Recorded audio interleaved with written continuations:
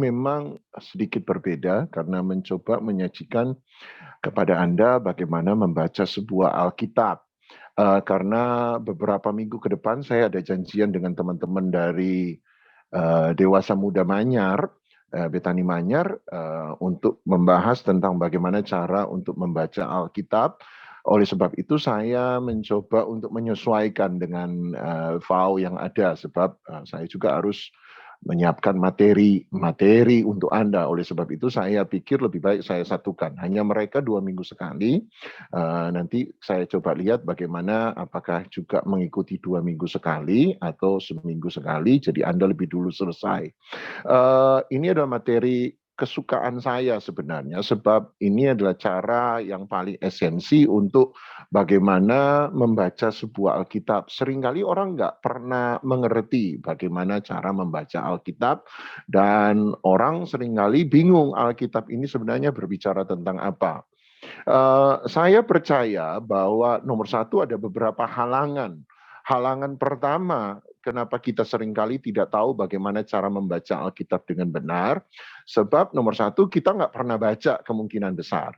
Kita nggak pernah baca, kita cuma kemudian mendengar khotbah, atau paling tidak di sekolah minggu, saya paling tidak udah tahu gambar besar daripada Alkitab, sehingga saya kemudian punya pemikiran tersendiri tentang Alkitab, dan tidak pernah mengecek kebenarannya, apakah itu benar-benar ada di Alkitab atau tidak.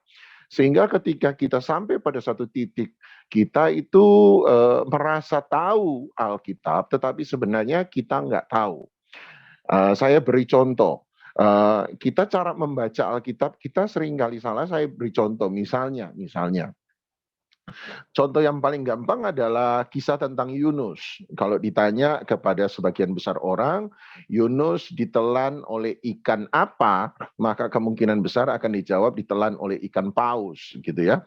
Tapi pernyataannya itu sebenarnya salah, sebab Alkitab nggak pernah kasih tahu jenis ikan apa yang nelan Yunus, gitu ya. Jujur, Alkitab hanya mengatakan ikan besar, ikan besar. Jadi kalau Anda pergi ke Yunus pasal yang pertama, dalam Yunus pasal pertama, Anda akan menemukan bahwa Alkitab memang tidak pernah memberitahu. Dalam Yunus pasal yang pertama, sebentar.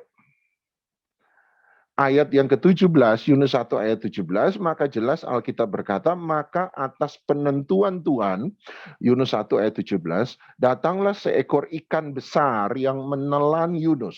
Dan Yunus tinggal di dalam perut ikan itu 3 hari 3 malam lamanya. Nah, pertanyaannya adalah ikan besar itu ikan apa? Ya konsekuensi dari pemikiran ikan besar yang kita tahu adalah ya ikan paus gitu. Tetapi Alkitab nggak pernah memberitahu kepada kita apakah itu benar-benar ikan paus atau tidak. Saya nggak tahu. Sebab ada beberapa istilah binatang kalau diperiksa dalam Alkitab, misalnya kita tidak akan bisa menemukan binatang itu hari ini kemungkinan besar. Misalnya dalam Mazmur ada kata binatang Leviatan atau ular air atau naga air yang besar. Nah, pertanyaannya apa yang dimaksudkan dengan pemazmur ketika pemazmur berkata Leviatan? Ya, saya nggak tahu itu binatang apa. Misalnya dalam kitab Ayub ketika diberitahu, saya pernah ngasih kuis ini ke anak-anak sekolah minggu saya dulu, binatang pertama yang diciptakan Tuhan itu ada dalam Ayub ketika dia berkata tentang kuda Nil. Dia berkata, engkaulah yang pertama diciptakan Tuhan dari antara binatang. Nah, kata kuda Nil itu kan kemudian menarik sebab dalam bahasa Inggris tidak menggunakan kata hippo yang memang artinya kuda Nil, tetapi menggunakan kata behemoth kalau saya tidak salah. Nah, behemoth itu binatang apa? Ya kita juga nggak tahu, gitu ya. Yang pasti binatang pertama yang diciptakan Tuhan itu berasal dari air dan bentuknya adalah reptil kalau menurut Kejadian pasal 1. Jadi binatang air jenisnya adalah jenis reptilia. Menurut Ayub itu adalah behemoth atau kuda Nil dalam terjemahan bahasa Indonesia kita. Tapi bukan bayangkan kuda Nil seperti yang kita miliki hari ini. Kemungkinan besar adalah binatang air berbadan besar. Gitu ya. Jadi seringkali kita salah dalam membaca Alkitab. Masih tentang Yunus misalnya. Yunus pasal waktu kita baca tentang ikan besar menelan Yunus, kalau kita baca ikan besar menelan Yunus, asumsi kita selalu adalah oh Yunus buat dosa, karena Yunus buat dosa Tuhan suruh dia dilempar dari perahu, dari kapal, dilempar ke dalam laut, ditelan ikan besar atau ikan paus tadi, sebutan guru sekolah minggu, ikan besar itu sebagai bentuk kemarahan, penghukuman Tuhan terhadap Yunus. Nah, kalau Anda baca Yunus pasal 2, Anda akan menemukan bahwa sebenarnya ikan besar itu disuruh menelan Yunus bukan karena Tuhan marah pada Yunus, bukan karena Yunus lari dari panggilan Tuhan, Tuhan kemudian marah. Kalau Anda baca Yunus pasal 2 dengan baik, dalam Yunus pasal 2, Yunus sempat mengatakan ini, Yunus sempat mengatakan bahwa dia sampai di dasar lautan di mana ada rumput laut yang kemudian mengikat kakiku. Sebentar. Yunus pasal 2 ayat yang kedua. Yunus pasal 2 ayat kedua, ini seruan Yunus. Dalam kesusahanku, aku berseru kepada Tuhan, dan dia menjawab aku. Dari tengah-tengah dunia orang mati, aku berteriak, dan kau dengarkan suaraku. Telah kau lemparkan aku ke tempat yang dalam, ke pusat lautan. Lalu aku terangkum oleh arus air, segala gelora dan gelombangmu melingkupi aku. Ayat 4. Dan aku berkata, telah terusir aku dari hadapan matamu. Mungkinkah aku memandang lagi bait-mu yang kudus? Ayat 5. Segala air telah mengepung aku, mengancam nyawaku. Samudra raya merangkum aku, lumut lautan membelit kepalaku. Di dasar gunung-gunung aku tenggelam ke dasar bumi. Pintunya terpalang di belakangku untuk selama-lamanya. Ketika itulah, perhatikan, ketika itulah engkau naikkan nyawaku dari dalam liang kubur, ya Tuhan Allahku. Itulah gambaran Yunus tentang peristiwa ikan besar menelan Yunus. Yunus berkata, aku dibuang, aku terbuang, aku dilemparkan ke dalam dasar lautan. Kemudian dia berkata bahwa rumput laut itu sudah mengikat kepalaku. Artinya dia sudah terbelit. Terbelit sampai di dasar lautan. Dan dia berkata, kapankah aku bisa melihat kembali? Bisakah aku melihat kembali bait-mu suci, bait-mu yang kudus, bait-mu yang suci? Berarti pengalaman Yunus dilempar dari perahu ke dalam dasar lautan adalah pengalaman di mana Yunus hampir mati. Yunus hampir mati. Kemudian dia berkata begini, ayat yang ke-6. Ayat ke-6 dia berkata, di dasar gunung-gunung aku tenggelam, ke dasar bumi pintunya terpalang, di belakangku untuk selama-lamanya. Perhatikan, kemudian dia berkata, ketika itulah Tuhan menaikkan nyawaku dari dalam liang kubur, ya Tuhan Allahku. Jadi peristiwa ikan besar menelan Yunus adalah peristiwa di mana Tuhan mengambil nyawa Yunus dari dalam dunia orang mati. Jadi ikan besar itu ada bukan untuk menghukum Yunus, Anda harus tahu. Ikan besar itu ada untuk menyelamatkan Yunus. Sebab dia berkata, aku hampir mati. Aku sudah ada di dunia orang mati. Aku tenggelam di dasar lautan. Rumput laut sudah membelit kepalaku. Sudah aku tercekik. Berarti dia sudah hampir mati. Justru ketika dia hampir mati, Tuhan mengangkat nyawaku dari liang kubur. Jadi peristiwa ikan besar sekali lagi ada bukan untuk menghukum Yunus, tetapi untuk menyelamatkan Yunus dari kematian di dasar lautan. Itu sebabnya kalau Anda pergi ke perikop LAI Yunus pasal 2, perikopnya adalah doa, bukan doa pertobatan Yunus loh. Kalau ikan besar itu ada untuk menghukum Yunus, maka di sana akan ditulis doa pertobatan Yunus. Tetapi justru Yunus pasal 2 menggunakan kata doa ucapan syukur Yunus. Artinya kenapa menggunakan ucapan syukur? Sebab Yunus tahu dia harusnya mati, hanya tidak menjadi mati karena ikan besar itu menelan dia. Jadi dia mengucap syukur pada Tuhan sebab dia diluputkan dari kematian. Jadi asumsi kita bahwa ikan besar itu ada untuk menghukum Yunus itu adalah asumsi yang sangat salah. Asumsi yang terlalu cepat sebab kita tidak pernah membaca Alkitab kita dengan baik. Kita hanya mengandalkan cerita-cerita yang kita dengar dari orang lain sehingga cara pandang kita terhadap Alkitab menjadi salah. Nah, coba Anda sekarang lihat, saya beri contoh lagi, 2 Raja-Raja Pasal 1. Ini halangan-halangan yang selalu saya temukan ada dalam kisah Alkitab. 2 Raja-Raja 2, maafkan saya, 2 Raja-Raja 2. Sebab kita nggak pernah membaca Alkitab, sudah begitu pemikiran kita, cerita konsep dan konteks kita dalam membaca Alkitab sudah sangat salah. Salah satu konsep yang sangat salah yang saya suka dengar guru sekolah minggu cerita pada anak-anaknya adalah ketika Elia naik ke sorga. Dan dalam cerita Elia naik ke sorga oleh guru sekolah minggu kepada anak-anaknya, kita kemudian menjadi tahu bahwa dalam pemikiran guru sekolah minggu bahwa Elia naik ke sorga dengan kereta berapi. Itu bukan kereta api, kereta berapi. Kalau kereta api tujuan Jakarta, Surabaya, Banyuwangi, kereta berapi. Tetapi kalau Anda perhatikan baik-baik, Alkitab tidak pernah berkata bahwa Elia naik ke sorga dengan kereta berapi. Kalau Anda perhatikan baik-baik ayat yang ke-9, ayat yang ke-11. 2 Raja-Raja 2 ayat 11, kalau Anda perhatikan baik-baik, coba Anda baca dengan saksama apa yang coba dikatakan oleh Alkitab. 2 Raja-Raja 2 ayat 11. 2 Raja-Raja 2 ayat 11 berkata, sedang mereka, Elia dan Elisa, berjalan terus sambil berkata-kata, sambil berbincang, tiba-tiba datanglah kereta berapi dengan kuda berapi, memisahkan keduanya, lalu naiklah Elia ke sorga dalam 2 Raja-Raja 2 ayat 11, dalam apa? Angin badai.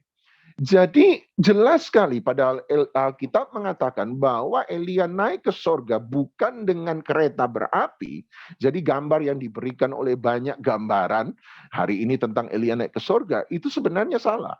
Sebab Elia tidak pernah naik ke sorga dengan kereta berapi. Alkitab dengan jelas mengatakan bahwa Elia naik ke sorga dalam angin badai.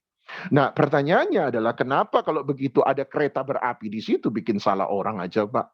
Iya, jawabannya sederhana. Kalau Anda perhatikan ayat yang ke-9, 2 Raja-Raja 2 ayat yang ke-9, kenapa ada kereta berapi di situ?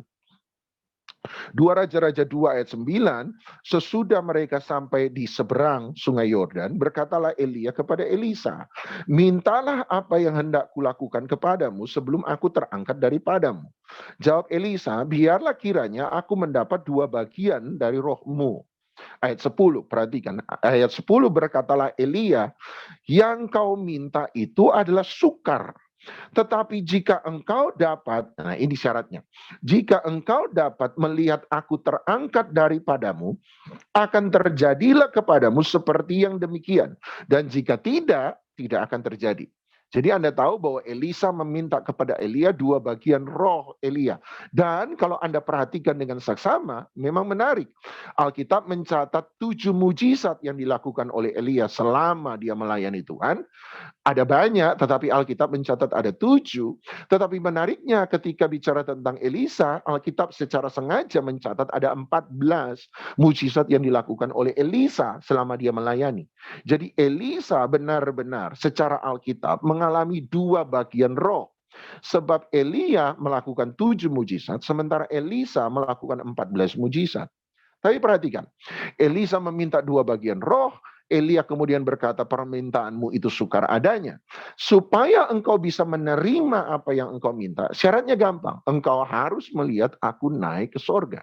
Itu syaratnya. Kamu melihat aku terangkat daripadamu. Kalau kamu melihat, maka apa yang kamu minta akan terjadi. Kalau kamu tidak melihat, maka apa yang kamu minta tidak akan terjadi. Jadi fungsi dari kereta berapi, fungsi kereta berapi dari sorga turun, ini yang saya percaya. Nomor 1, dia berfungsi untuk ayat 11, memisahkan antara Elia dan Elisa, ayat 11. Sebab ayat 11 berkata, sedang mereka berjalan terus sambil berkata-kata, tiba-tiba datanglah kereta berapi dengan kuda berapi, memisahkan keduanya. Jadi fungsi kereta berapi, kuda berapi memisahkan antara Elia dan Elisa. Berarti kuda berapi ada di tengah-tengah antara Elia dan Elisa. Semoga Anda nangkap. Elia, Elisa, kuda berapi di tengah. Karena dia memisahkan. Kalau dia memisahkan, dia menghalangi antara Elia dan Elisa. Dan hari itu pandangan Elisa, ini yang saya percaya. Pandangan Elisa lebih tertarik melihat kuda berapi. Kuda berapi lewat, kuda berapi. Kuda berapi, kereta berapi. Dia melihat itu terus. Dan sementara dia melihat kereta berapi, kuda berapi lewat, Elia naik ke sorga. Dan mata Elisa tidak lagi memandang Elia, tetapi memandang kereta berapi, kuda berapi. Maka dia tidak akan melihat Elia naik ke sorga. Kalau dia tidak melihat, maka dia tidak akan mendapat dua bagian roh daripada Elia. Kalau pandangan kita, ini yang saya percaya, kalau pandangan kita lebih tertuju kepada mujizat Tuhan, lebih tertuju pada perbuatan Tuhan yang ajaib, lebih daripada pribadinya Tuhan. Sebab Elisa kemudian memanggil Elia, Bapakku, Bapakku. Kalau mata kita, mata rohani kita lebih berfokus pada apa yang Tuhan kerjakan, pada mujizat Tuhan, pada berkat Tuhan, lebih daripada pribadi Tuhan, maka kita tidak akan pernah mengalami kehidupan dua bagian Roh Kudus dalam hidup Anda dan saya. Kita nggak akan pernah mengalami. Elisa sengaja didistract itu sengaja diganggu. Kereta berapi itu hanya untuk memisahkan, tetapi sekaligus saya percaya untuk mengganggu fokus daripada Elisa. Kalau Elisa lebih berfokus pada kereta berapi, lebih daripada berfokus melihat Elia, maka ketika Elia naik ke sorga, Elisa tidak akan lihat. Dan kalau dia tidak lihat, dia tidak akan mengalami dua bagian roh Elia. Yang saya catat hikmahnya tadi saya katakan, kalau kita lebih berfokus pada berkatnya, mujizatnya, lebih daripada pribadinya, maka kita tidak akan pernah menghidupi kehidupan hujan akhir, dua bagian roh kudus dalam kehidupan Anda dan saya. Jadi Anda lihat kembali lagi terjadi kesalahan dalam membaca Alkitab dengan sungguh-sungguh. Jadi hari ini saya berdoa kalau ada yang guru sekolah minggu bertobat. Tidak lagi mengajar Elia naik ke sorga dalam kereta berapi.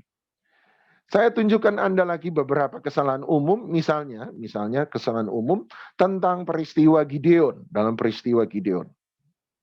Dalam peristiwa Gideon, dalam Hakim-Hakim pasal yang ke Hakim-Hakim,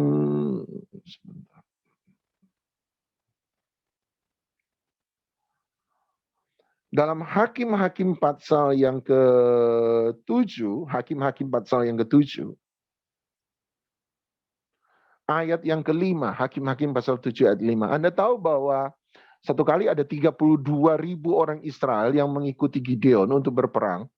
Dan dari 32.000 orang Anda tahu bahwa Tuhan bilang terlalu banyak. Kemudian dia berkata pada Gideon, suruh siapa yang takut untuk pulang.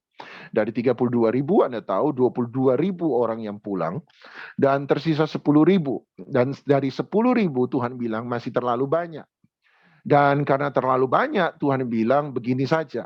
Suruh mereka minum di sungai. Dan siapa yang kukatakan untuk disuruh pulang, maka mereka kamu suruh pulang. Siapa yang aku katakan untuk tinggal, maka mereka akan tinggal untuk berperang melawan orang Filistin kalau saya tidak salah, atau Amalek bersama-sama dengan mereka, dengan Gideon. Nah, lihat ujian Tuhan di atas sungai, di mana Tuhan menyuruh mereka untuk minum. Hakim-Hakim pasal 7 ayat ke-5. Seringkali ini merupakan kesalahan yang seringkali kita lakukan. Hakim-Hakim pasal 7 ayat yang ke-5. Hakim-Hakim 7 ayat 5, lalu Gideon menyuruh rakyat itu turun minum air. Dan berfirmanlah Tuhan kepadanya, barang siapa yang menghirup air dengan lidahnya seperti anjing menjilat, haruslah kau kumpulkan sendiri. Kemudian dia berkata, demikian juga semua orang yang berlutut untuk minum. Jadi ada dua jenis orang, ada dua tipe minum orang hari itu. Dari 10.000, Tuhan berkata ada dua jenis, ada dua cara seseorang minum air dari sungai. Nomor 1, ayat 5 berkata, barang siapa yang menghirup air dengan lidahnya seperti anjing menjilat, kumpulkan sendiri. Nomor 2, berlutut untuk minum air, kumpulkan sendiri. Oke, setuju ya? Jadi ada dua tipe orang. 1, menjilat seperti air, kemudian menjilat seperti anjing menjilat, menghirup air dengan lidahnya seperti anjing menjilat, dan yang kedua berlutut untuk minum. Jadi menghirup air seperti anjing menjilat, dan yang kedua berlutut untuk minum. Jadi menghirup, berlutut. Kemudian ayat 6. Jumlah orang yang menghirup dengan membawa tangannya ke mulutnya ada 300 orang. Tetapi yang lain dari rakyat itu semuanya apa? Berlutut minum air. Nah, berarti yang Tuhan pakai 300 orang yang Tuhan pakai adalah mereka yang minum, menghirup air seperti anjing menjilat. Setuju ya? Berarti 300 orang yang Tuhan pilih adalah mereka yang minum seperti anjing menjilat. Setuju? Sebab saya temukan ada banyak orang salah mengajar dan berkata yang minum seperti air yang minum seperti anjing Tuhan suruh pulang. Sementara kalau kita baca baik-baik Hakim-Hakim pasal 7 ayat 6 ternyata yang Tuhan pakai adalah mereka yang menghirup air dengan mulutnya seperti anjing menjilat. Semoga Anda tangkap. Kenapa saya mencoba mengerti. Kenapa sih orang kemudian berkata, oh yang 9.700 yang minum seperti anjing. Sementara yang 300 enggak. Padahal terbalik. Justru yang 300 lah yang minum seperti anjing, sementara yang 9.700 tidak. Saya mencoba memahami kenapa orang sampai salah pada satu titik berkata, oh yang Tuhan pilih yang tidak minum seperti anjing. Yang minum seperti anjing disuruh pulang. Sebab jangan-jangan konotasi anjing dalam pemikiran banyak orang itu buruk. Ya, mohon maaf, di sini ada banyak pencinta anjing, saya tahu. Konotasi kata anjing itu memang buruk, setuju. Konotasi kata anjing memang buruk dalam Alkitab. Tetapi konotasi kata anjing dalam Alkitab bukan hanya berkonotasi buruk negatif, tetapi konotasi anjing dalam Alkitab juga bisa bersifat positif. Bisa bersifat positif. Sebab anjing bukan hanya bicara tentang sesuatu yang aib, sesuatu yang kotor, sesuatu yang tidak pantas. Tetapi anjing dalam Alkitab juga bicara tentang kesetiaan. Ingat baik-baik, arti kata Kaleb memang berarti anjing. Kaleb memang berarti anjing. Dan salah satu sifat utama Kaleb yang Tuhan suka, coba tebak. Kaleb adalah orang yang mengikuti Tuhan dengan segenap hati. Itulah arti kata setia. Kaleb itu menghidupi namanya dalam arti konotasi positif, bukan konotasi negatif. Memang dalam arti konotasi positif, sebab Kaleb bicara tentang orang yang setia dalam arti mengikuti Tuhan dengan sepenuh hati. Itu berkali-kali Alkitab katakan tentang Kaleb. Tetapi Kaleb punya roh yang berbeda, Kaleb mengikuti Tuhan dengan segenap hati. Kaleb mengikuti Tuhan dengan segenap hati. Berkali-kali Alkitab memberi konsep itu, memberi nama Kaleb sebagai orang yang mengikuti Tuhan dengan segenap hati. Dan coba Anda perhatikan baik-baik. Anda perhatikan. Berarti Tuhan memberi 3 ujian sebelum memakai seseorang. 3 ujian. Nomor 1, yang takut disuruh pulang. Nomor 2, kemudian disuruh minum. Dan hasilnya di antara itu, mereka yang minum seperti anjing, itulah yang kemudian dipakai oleh Tuhan. Ada 3 pemisahan Tuhan. Kalau Anda pergi ke Wahyu, maka Anda akan menemukan satu istilah ini. Mereka yang mengikuti Tuhan, yang turun bersama-sama Tuhan dari sorga adalah mereka yang dipanggil, dipilih, dan yang setia. Dipanggil, dipilih, dan yang setia. Mereka yang dipanggil 32.000 orang. Yang takut disuruh pulang, sisa yang terpilih. Terpilih kemudian disuruh minum air, maka yang tersisa adalah setia. 300 memang angka setia dalam Alkitab. Angka 300 adalah angka setia. Dan waktu itu Alkitab menggunakan konotasi anjing yang memang berarti setia. Jadi kita bukan hanya dipanggil, tetapi kita juga harus dipilih. Kita bukan hanya dipilih, tetapi kita juga harus setia. Jadi memang ini 3 bagian Tuhan. 32.000 yang dipanggil, yang takut disuruh pulang, sisa 10.000. 10.000 itu dipilih, 10.000 disuruh minum, dan kedapatan hanya 300 yang setia. 300 adalah angka setia. Dan yang menariknya adalah Heno ternyata berjalan dengan Tuhan selama 300 tahun. Jadi Henokh berjalan bersama-sama dengan Tuhan 300 tahun. 300 adalah angka kesetiaan. Nah, jadi saya bisa menunjukkan satu demi satu pada Anda bahwa kita ini salah membaca Alkitab atau kita tidak pernah membaca dengan teliti sebab kita sudah membentuk satu konsep konteks tertentu dalam pemikiran kita. Dan sehingga kita lupa kemudian memperhatikan dengan saksama apa yang Alkitab coba katakan. Jangan merasa bersalah sebab saya juga masih melakukan hal yang sama.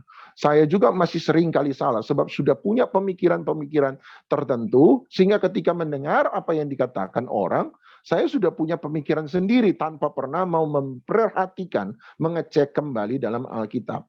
Nah, cara baca sudah bacanya nggak teliti, sudah bacanya nggak benar, cara membacanya pun salah. Cara membaca Alkitab pun salah. Cara membaca Alkitab buat saya, Alkitab tidak bisa dipisah menjadi kisah-kisah yang berdiri sendiri.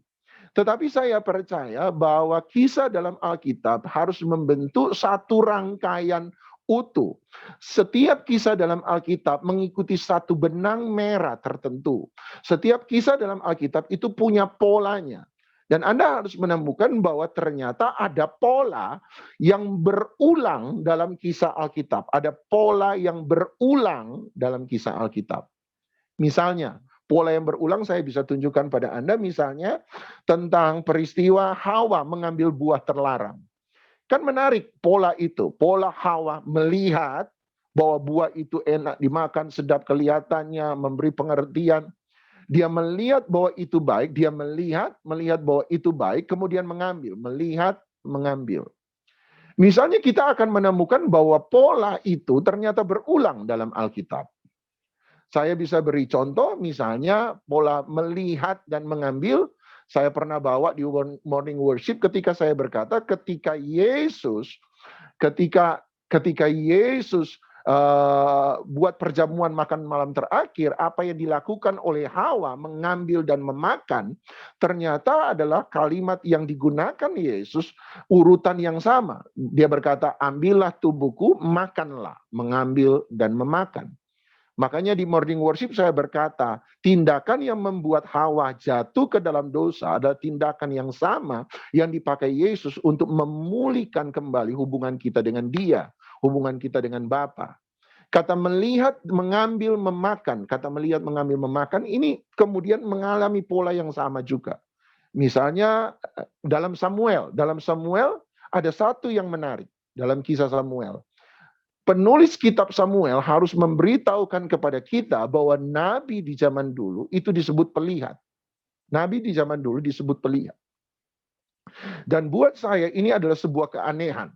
Sebuah keanehan sebab ini adalah sebuah keterangan yang tiba-tiba diberikan dan kita harus memperhatikan dengan saksama. Dan berkali-kali kita menemukan bahwa kitab Samuel memainkan kata melihat. Misalnya, dalam pemilihan dua raja, yaitu Raja Saul dan Raja Daud. Itu menarik.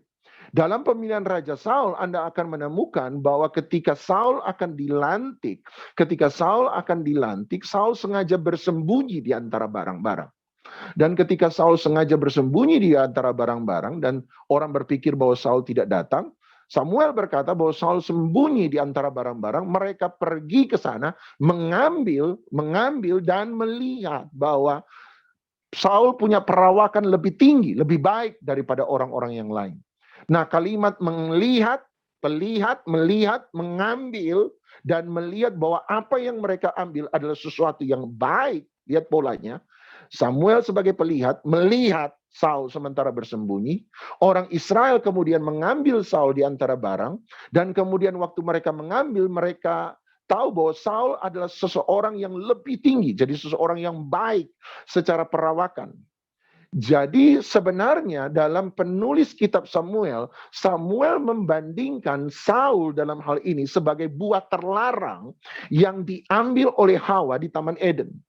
Sebab dalam narasi, dalam cerita penulis kitab Samuel, Saul adalah raja orang Israel atas pilihan manusia. Atas pilihan manusia. Anda harus ngerti.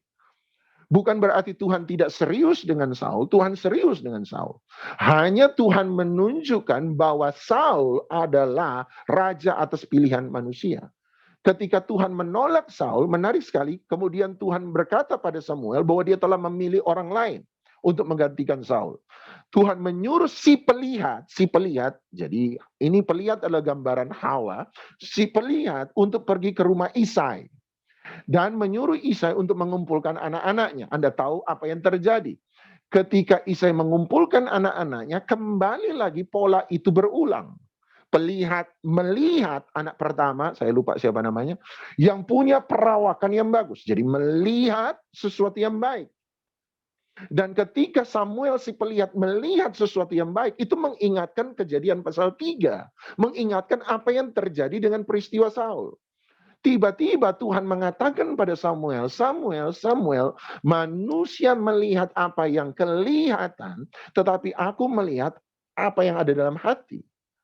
Artinya Tuhan berkata, kalau kamu pilih anak yang pertama, anak kedua, anak ketiga, dan seterusnya, berdasarkan apa yang kamu lihat, maka kamu akan melakukan kesalahan yang sama. Raja atas pilihan manusia. Makanya Daud itu bukan lagi raja atas pilihan manusia. Daud itu sepenuhnya adalah raja atas pilihan Tuhan. Jadi Anda harus ngerti. Jadi Tuhan mengajar, jangan melakukan kesalahan yang sama dengan Hawa. Jangan melakukan kesalahan yang sama dengan Saul. Engkau harus memilih sesuatu bukan lagi berdasarkan apa yang engkau tahu, apa yang engkau pikir baik, tetapi apa yang Tuhan pikir baik. Itulah percobaan, itulah pencobaan Taman Eden, itulah ujian Taman Eden.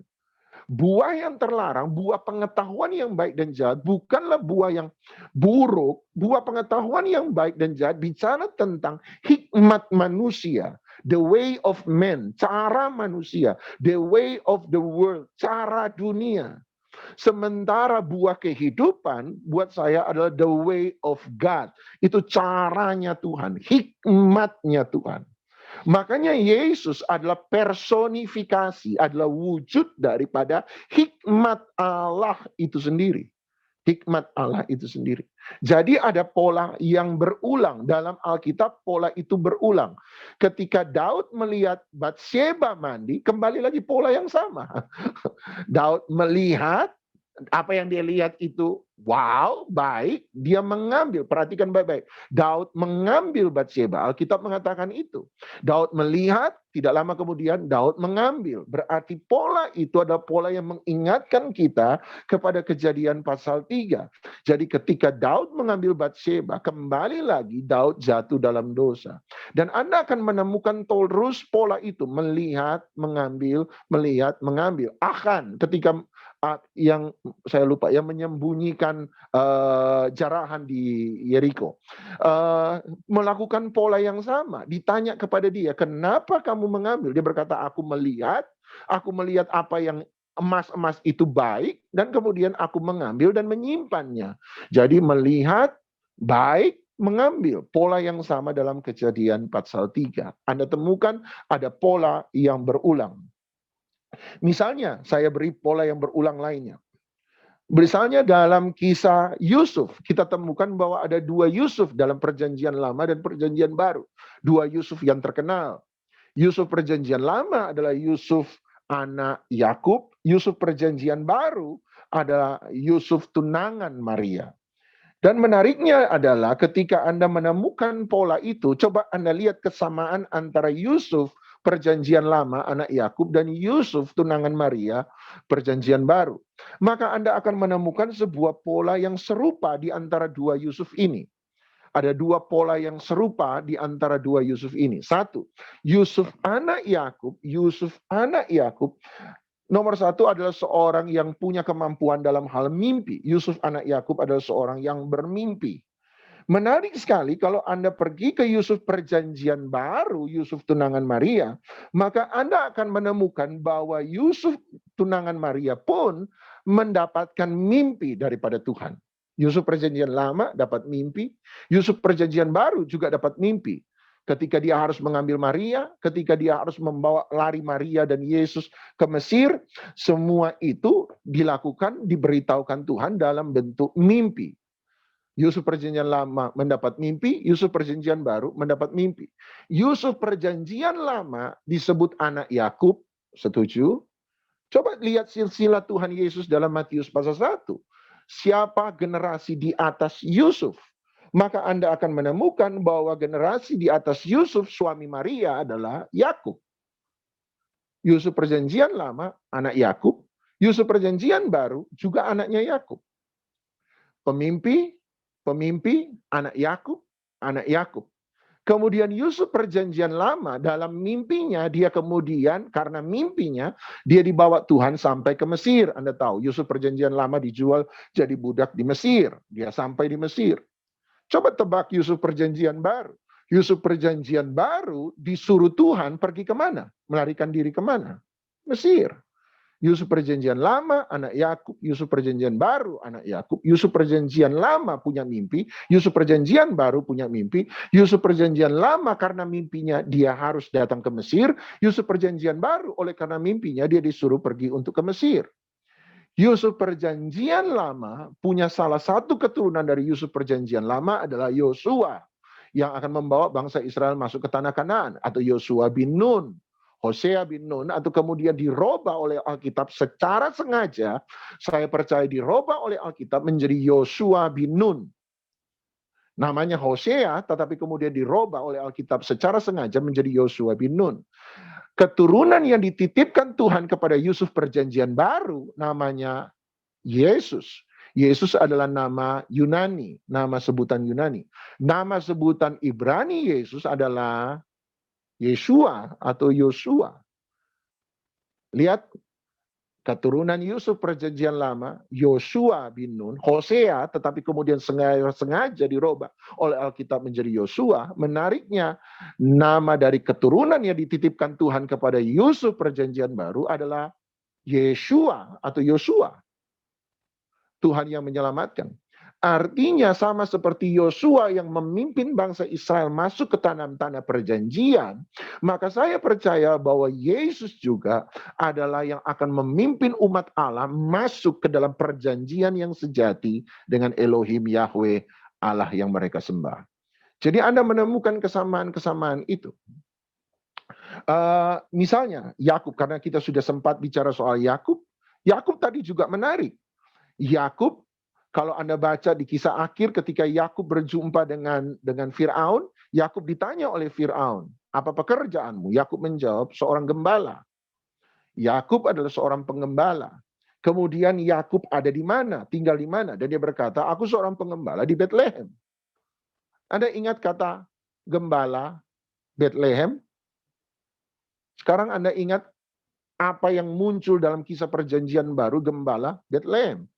Kisah kelahiran Kristus, kisah Natal. Ada apa dalam kisah Natal?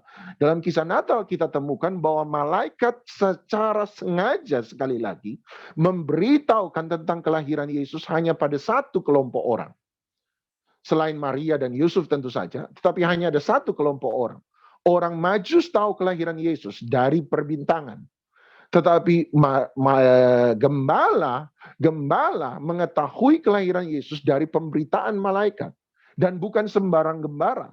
Gembala yang diberitahu adalah tidak semua gembala, tetapi gembala yang ada di Bethlehem.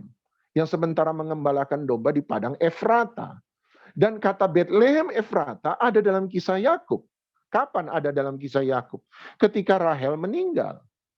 Sebab ketika Rahel meninggal, Rahel dikuburkan di antara Bethlehem menuju ke Efrata.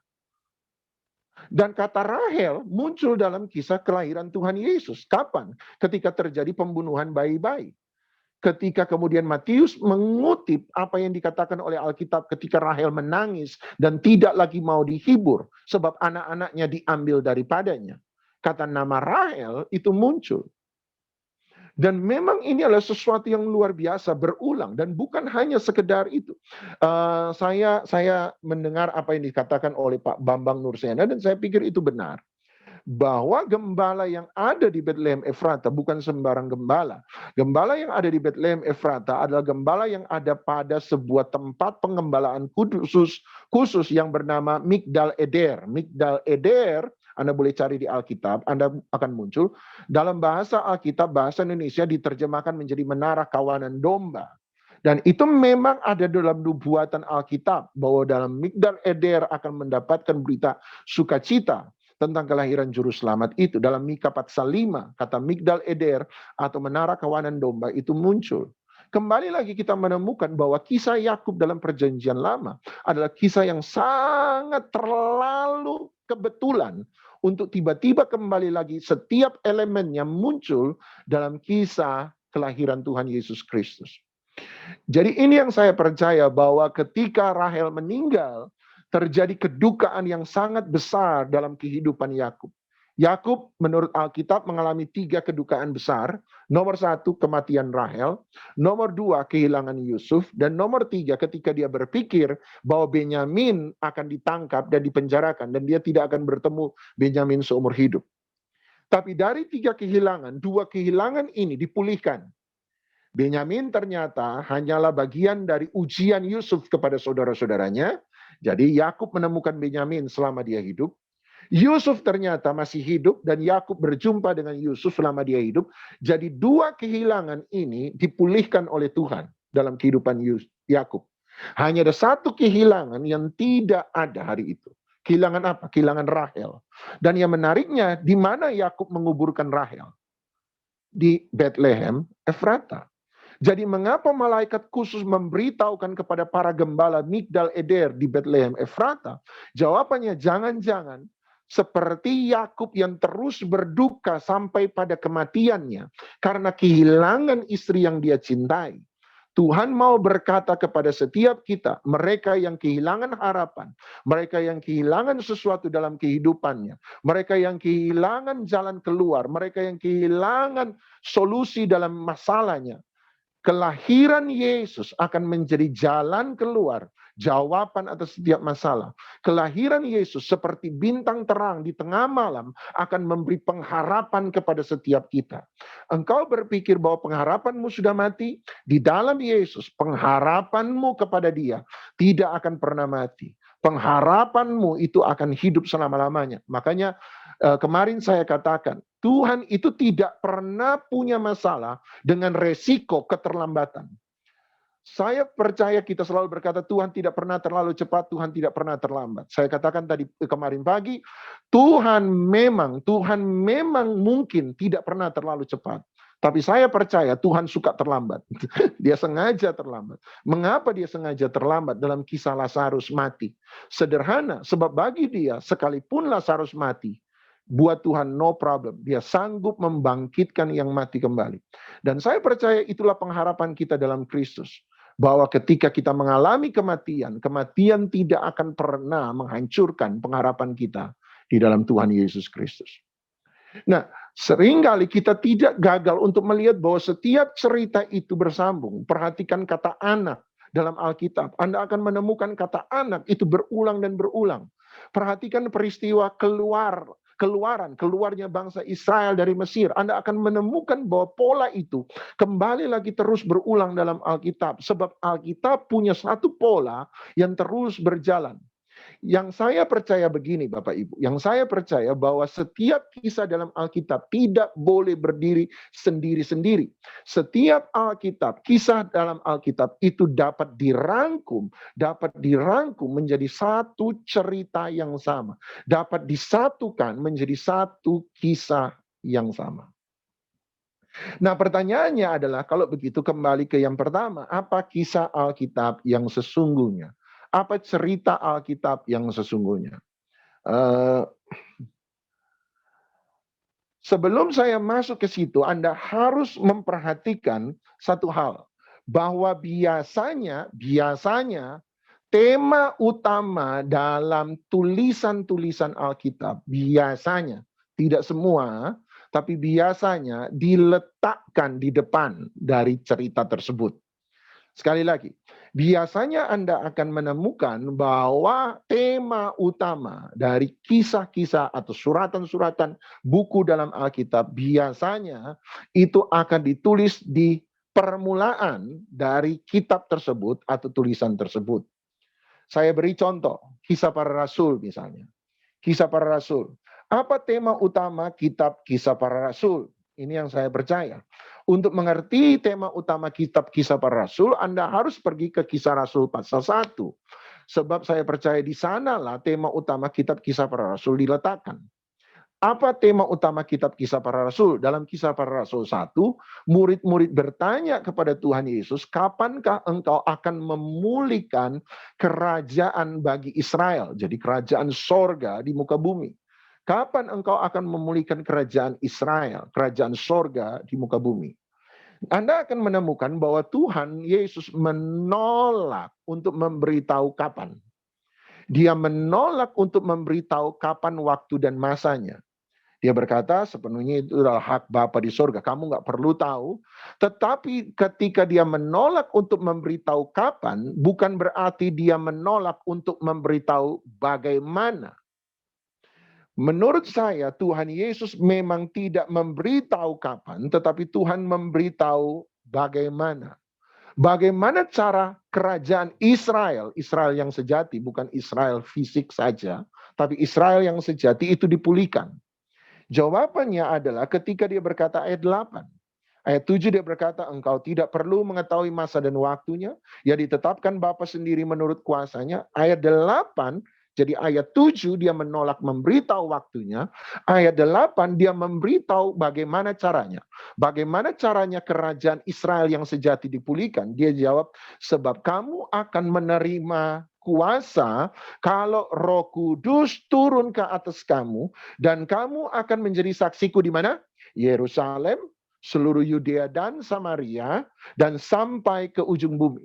Jadi Tuhan Yesus berkata, caranya adalah Roh Kudus, lewat Roh Kudus, lewat karya Roh Kudus dalam hidup orang percaya.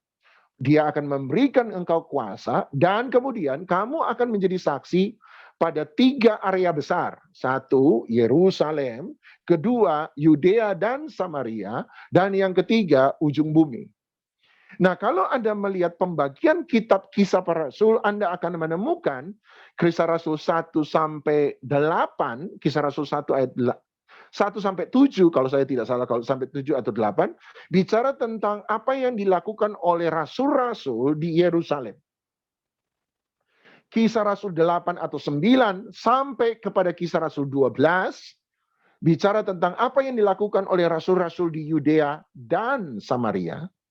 Sementara Kisah Rasul 12 sampai terakhir 28 bicara tentang terutama penginjilan Paulus di seluruh kerajaan Romawi.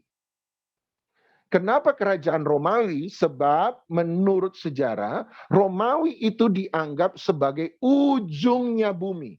Ujungnya bumi. Pernah dengar istilah semua jalan menuju Roma? Artinya kamu pergi kemana, maka semuanya akan berakhir di Roma. Manapun jalan yang kamu tempuh akan selalu berakhir di Roma. Makanya Roma disebut sebagai ujung bumi hari itu. Jadi, kembali lagi kita temukan bahwa Kisah Para Rasul dibagi berdasarkan itu. Menjadi saksi di Yerusalem, 1 sampai 7, kalau saya tidak salah, atau 8. Kemudian di Yudea dan Samaria disebut bersamaan Kisah Rasul 8 atau 9 sampai 12. Dan yang terakhir, kerajaan Romawi, Asia Kecil dan seterusnya, ayat 13 sampai ayat yang ke-20, pasal yang 13 sampai pasal 28. Jadi memang pembagiannya sesuai dengan apa yang dikatakan di pertama. Misalnya, saya beri contoh lagi. Mazmur. Apa tema utama kitab Mazmur? Kitab Mazmur termasuk kitab yang sulit untuk dimengerti. Tema utamanya, sebab kita menemukan puisi yang sangat beragam dengan peristiwa yang sangat beragam. Tapi kalau Anda punya aplikasi Alkitab di handphone Anda akan temukan bahwa tema utama kitab Mazmur sederhana. Lihat di Mazmur pasal 1. Ada apa di Mazmur pasal 1?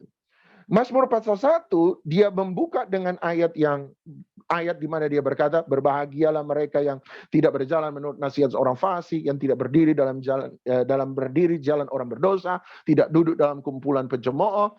Kemudian dia berkata ayat 2, tetapi yang kesukaannya ialah apa? Merenungkan Taurat Tuhan siang dan malam, maka dia akan seperti pohon di tanah ditutupi aliran air, berbuah pada musimnya, tidak pernah layu daunnya, apa saja yang diperbuatnya berhasil. Biasanya jemaat kalau berhasil kencang, berhasil gitu ya. Tapi menariknya perhatikan, berbahagialah mereka yang merenungkan Torah Tuhan. Nah, Anda harus mengerti bahwa Torah bicara tentang 5 buku yang ditulis oleh Musa atau yang disebut Pentateuch, atau 5 kitab Musa, Kejadian, Keluaran, Imamat, Bilangan, Ulangan. Kitab Mazmur adalah kitab lagu yang secara sengaja disusun untuk mengingatkan orang Israel kepada Torah. Itu secara sengaja. Kenapa saya berkata secara sengaja disusun untuk mengingatkan orang Israel pada Torah?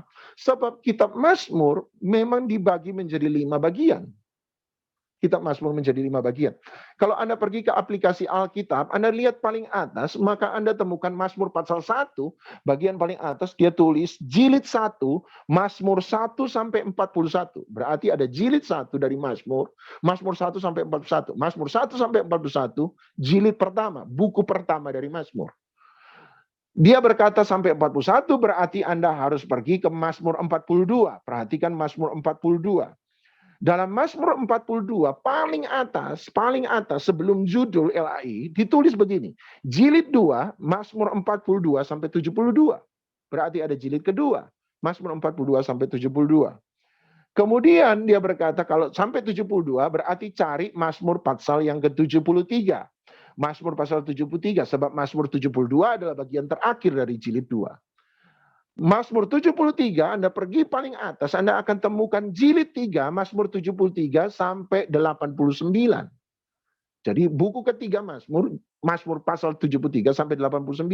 Sekarang berarti cek Mazmur 90. Mazmur 90, perhatikan Mazmur 90, lihat paling atas Mazmur 90 paling atas dan dia berkata jilid 4 Mazmur 90 sampai 106. Jilid 4, Mazmur 90 sampai 106. Dan kalau begitu Anda harus cek Mazmur 107,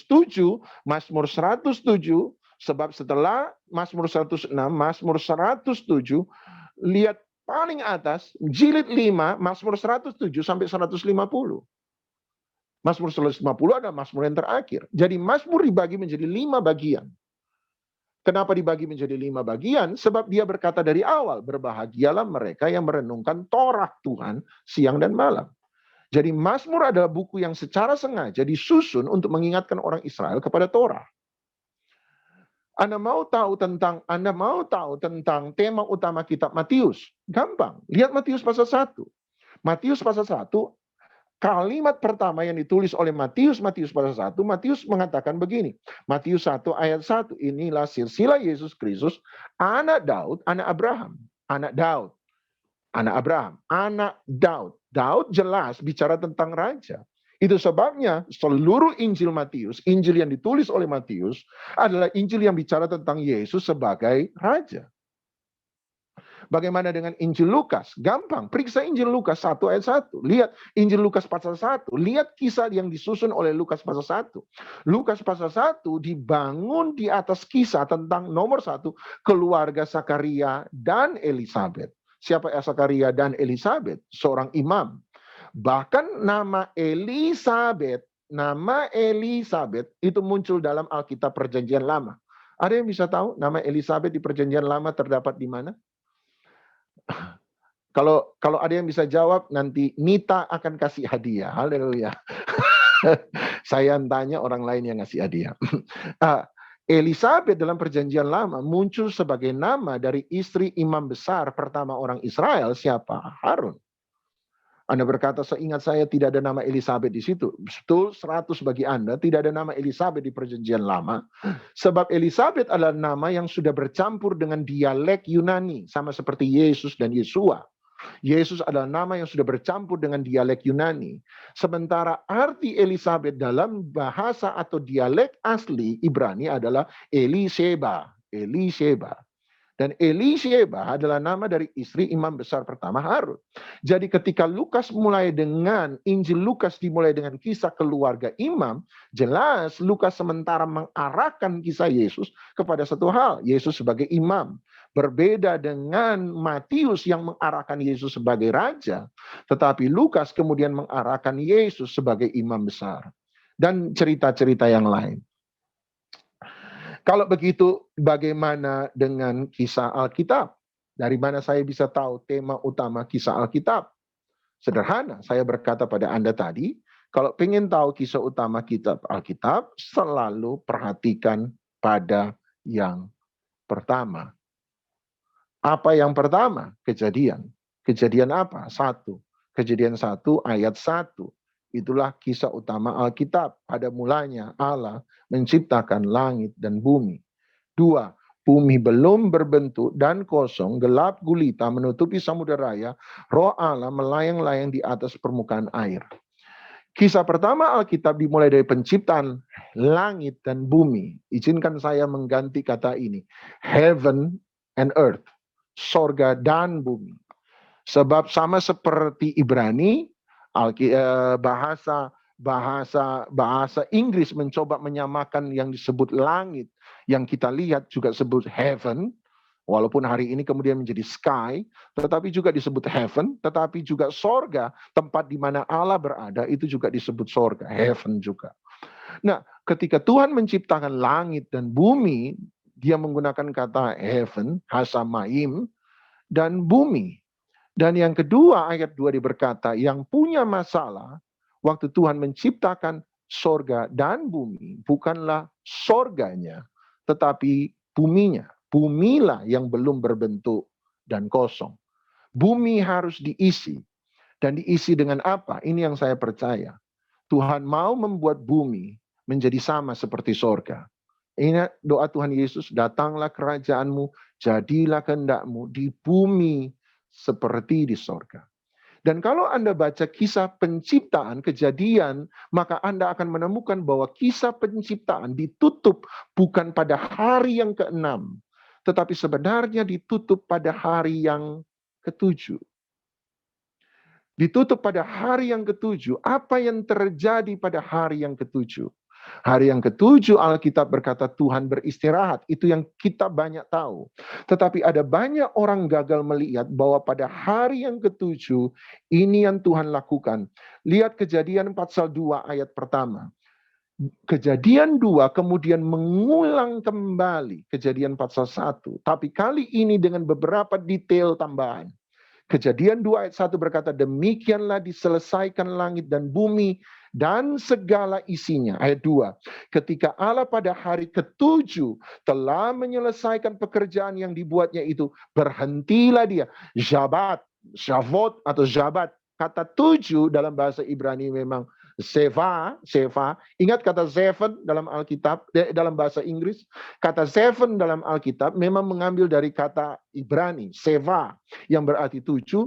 Pada hari yang ke-Seva, Tuhan Sabat. Pada hari yang Seva, Tuhan Sabat. Jadi ada permainan kata di situ. Tuhan beristirahat. Pada hari yang ke-7 yang telah dibuatnya itu, lalu Allah memberkati hari yang ke-7 itu dan menguduskannya, karena pada hari itulah dia berhenti dari segala pekerjaan penciptaan yang telah dibuatnya. Demikianlah riwayat langit dan bumi pada waktu diciptakan. Ketika Tuhan Allah menciptakan, pada waktu bumi Tuhan diciptakan. Nah, kalau Anda pergi ke Anda pergi ke Keluaran pasal 20 ayat 11, Keluaran 20 ayat 11, Musa jadi penulis kitab Kejadian mengulang kembali dalam kitab Keluaran 20 ayat 11, Musa mengulang kembali, dan ini yang Musa katakan. Sebab 6 hari lamanya Tuhan menjadikan langit dan bumi, laut dan segala isinya, dan dia berhenti pada hari ke-7. Itulah sebabnya Tuhan memberkati hari Sabat dan mengudusnya. Nah, perhatikan kata berhenti. Kata berhenti dalam Keluaran 20 ayat 11 dalam bahasa aslinya berbeda dengan Kejadian pasal 2 ayat yang kedua. Kejadian 2 ayat 2 kata berhenti menggunakan kata Sabat, seperti yang kita tahu. Hari Sabat, hari untuk berhenti. Tetapi dalam Keluaran 20 ayat 11, Musa, penulis yang sama, tidak menggunakan kata Sabat, tetapi menggunakan kata Nuah. Dari kata Nuah itu muncul kata Nuh. Nah, kata Nuh atau Nuah berarti bukan berhenti, tetapi berarti berdiam, settle down, tinggal. Dan Tuhan setelah hari ketujuh dia bukan berhenti beristirahat berarti tidak berbuat apa-apa. Tapi Tuhan tinggal. Tadi saya katakan pada Anda apa? Sorga adalah satu dimensi di mana Tuhan berada. Setuju? Di mana Tuhan ada, maka tempat di mana dia ada akan disebut buat saya sorga. Semoga Anda setuju. Tempat di mana Allah hadir itu akan berubah menjadi sorga. Menjadi sesuatu yang kudus sama seperti tempat di mana dia berada.